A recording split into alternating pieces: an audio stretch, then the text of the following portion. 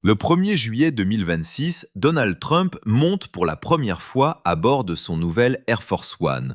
L'avion est spectaculaire, un Boeing 747-8 aux couleurs choisies par Trump lui-même, rouge, blanc, bleu. Une large bande horizontale rouge qui traverse le fuselage. Le nom United States of America en grandes lettres sur le côté.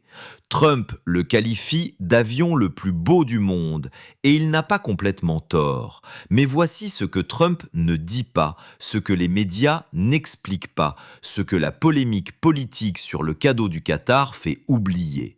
Cet avion appartenait à la famille royale du Qatar. Pendant 14 ans, des membres de la maison Al Thani l'ont utilisé pour leurs déplacements privés. Leurs électroniciens ont installé leur système, leurs techniciens ont câblé leurs équipements, leurs équipes ont eu accès à chaque recoin de cette machine. Et maintenant, cet avion transporte l'homme le plus ciblé de la planète, l'homme autour duquel tourne la sécurité la plus sophistiquée jamais déployée pour protéger un être humain. Aujourd'hui, vous allez comprendre pourquoi les experts de sécurité nationale américains ont tiré la sonnette d'alarme et pourquoi personne ne les a vraiment écoutés. Pour comprendre pourquoi ce cadeau pose un problème que la plupart des gens ne voient pas, il faut d'abord comprendre ce qu'est réellement l'Air Force One. Pas l'avion de luxe que montrent les caméras, pas la Maison Blanche volante dont parle Trump, ce que vous ne voyez jamais, l'Air Force One original, le Boeing VC-25A qui a transporté les présidents américains pendant plus de 35 ans est une forteresse volante. Ces systèmes de défense sont classifiés, leur nature exacte n'est jamais rendue publique. Mais ce que les experts militaires ont progressivement confirmé au fil des années est suffisant pour mesurer l'ampleur du défi.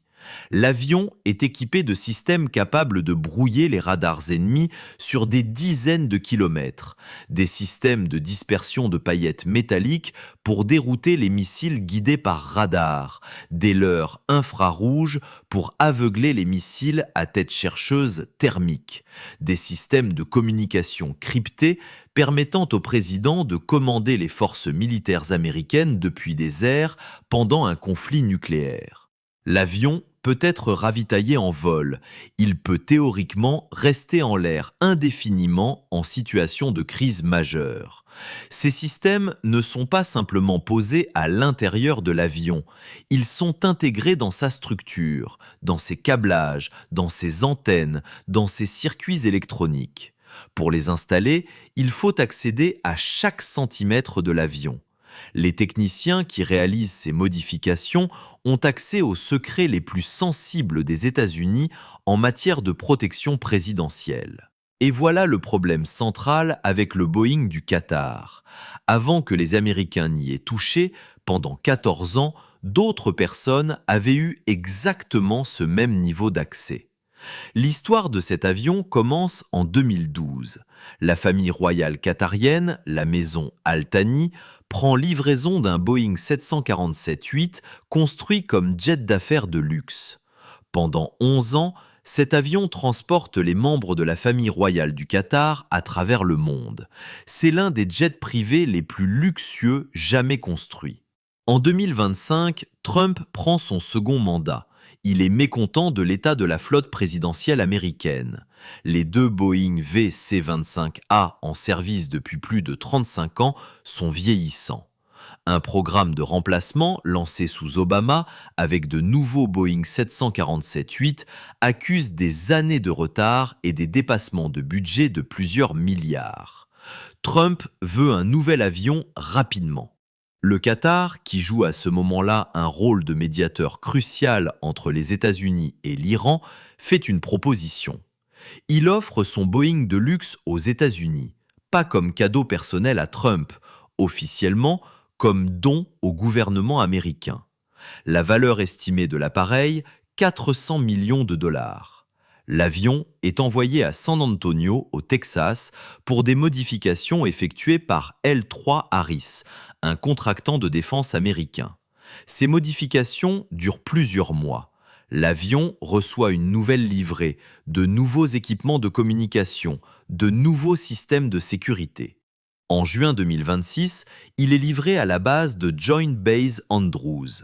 Et le 1er juillet, Trump monte à bord pour son premier voyage. La polémique éclate immédiatement. Un avion qui appartenait à la famille royale du Qatar transporte maintenant le président américain. Mais attendez de découvrir ce que les experts de sécurité nationale ont dit en privé. Abonnez-vous à Lama Curieux pour les histoires que les médias n'expliquent pas jusqu'au bout. En mai 2025, avant même que le Pentagone n'accepte officiellement l'avion, le Washington Post publie un article qui fait l'effet d'une bombe dans les cercles de défense. Des officiels américains révèlent anonymement que l'utilisation de cet avion comme Air Force One représente un problème de sécurité nationale. Le cœur du problème est technique et fondamental. Pendant 14 ans, les équipes techniques de la famille royale qatarienne ont eu un accès complet à chaque système de cet avion. Ses câblages, ses circuits, ses antennes, ses systèmes de communication. Impossible de certifier avec une absolue certitude qu'aucun dispositif de surveillance n'a été intégré à l'époque dans la structure même de l'appareil. Des dispositifs d'écoute miniaturisés peuvent être intégrés dans les câblages d'un avion de manière totalement indétectable lors d'une inspection visuelle classique. Des antennes supplémentaires peuvent être cachées derrière les panneaux du fuselage. Des émetteurs passifs, qui ne fonctionnent que lorsqu'ils sont activés par un signal externe, peuvent rester dormants pendant des années sans jamais être détectés par les équipements de recherche habituels. La réponse officielle du gouvernement américain a été que les modifications effectuées par L3 Harris ont répondu à toutes les exigences de sécurité. Mais plusieurs membres du Congrès ont demandé des détails sur la nature exacte de ces vérifications, et ils n'ont jamais obtenu de réponse complète. Il y a aussi un second scandale financier qui passe presque inaperçu dans la couverture médiatique. Pour financer les modifications de cet avion, le secrétaire à l'Air Force de l'époque a révélé au Congrès que des fonds avaient été détournés d'un programme de missiles pour payer les travaux.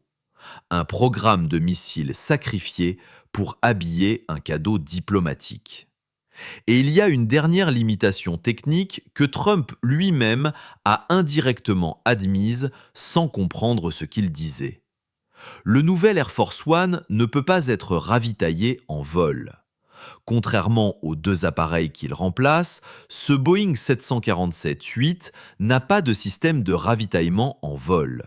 Ce qui signifie que si une crise mondiale éclate et que le président doit rester dans les airs, il ne peut pas le faire indéfiniment. Il doit atterrir quelque part. Et en période de conflit majeur, trouver un endroit sûr où atterrir n'est pas une évidence. Un avion qui ne peut pas rester en l'air indéfiniment. Des vérifications de sécurité dont personne ne connaît les détails. Et une déclaration de Trump qui résume tout le paradoxe. Abonnez-vous à Lama Curieux pour ne pas manquer la suite. Il y a dans cette histoire un paradoxe que Trump lui-même a créé sans s'en rendre compte. Lors de la présentation du nouvel avion, il a déclaré devant les caméras du monde entier « Franchement, nous ne pourrions pas construire un avion comme celui-ci parce que nous ne serions pas prêts à dépenser une telle somme. » Le problème est que cet avion est un Boeing 747-8, fabriqué dans l'État de Washington, aux États-Unis d'Amérique, par des ouvriers américains avec des composants majoritairement américains. Boeing est l'une des entreprises les plus emblématiques de l'industrie américaine.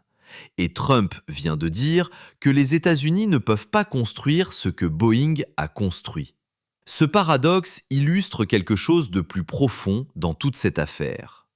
Les États-Unis ont un programme de remplacement de l'Air Force One en cours depuis des années. 2 nouveaux Boeing 747-8, modifiés spécifiquement pour la mission présidentielle, commandés sous Obama. Ces avions auraient dû être livrés depuis longtemps. Mais des dépassements de budget massifs et des retards techniques ont repoussé leur livraison vers 2028 au mieux. Ironiquement, si le programme initial n'avait pas été annulé et renégocié lors du premier mandat de Trump, ces avions seraient peut-être déjà en service aujourd'hui. Et il n'y aurait pas eu besoin d'accepter l'avion du Qatar.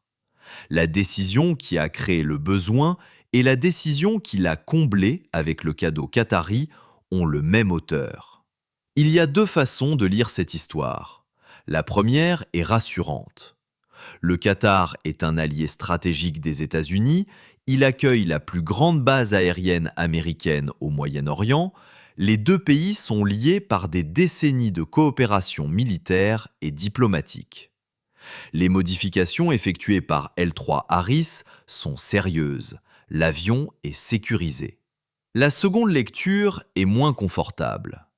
Dans le monde du renseignement et de la sécurité nationale, la confiance n'est jamais absolue, même entre alliés. Les États-Unis espionnent leurs alliés les espionnent. C'est la réalité du monde dans lequel nous vivons. Et l'Air Force One est précisément le type de cible que n'importe quel service de renseignement du monde rêverait de compromettre. La vraie question n'est pas de savoir si le Qatar a intentionnellement piégé l'avion. La vraie question est comment peut-on être absolument certain qu'il ne l'a pas fait ? Et si cette certitude absolue est impossible à atteindre, que signifie-t-il d'avoir accepté cet avion quand même ? Trump dit que c'était stupide de ne pas accepter un cadeau pareil. Ses critiques disent que c'était stupide de l'accepter. Ce que les deux camps n'ont pas dit clairement, c'est que la vraie question n'est pas politique, elle est technique, elle est militaire, et elle concerne la vie d'un président. Le prochain Air Force One, conçu spécifiquement pour la mission présidentielle, est attendu pour 2028. En attendant, le Boeing de la famille royale du Qatar survole les États-Unis avec à son bord l'homme le plus protégé de la planète, et peut-être le moins protégé qu'il ne l'a jamais été. Si cette histoire vous a montré que derrière le spectacle politique se cachent toujours des questions techniques que personne ne pose, abonnez-vous à l'Amas Curieux. Nous regardons au-delà des gros titres pour trouver ce qui compte vraiment. Activez la cloche.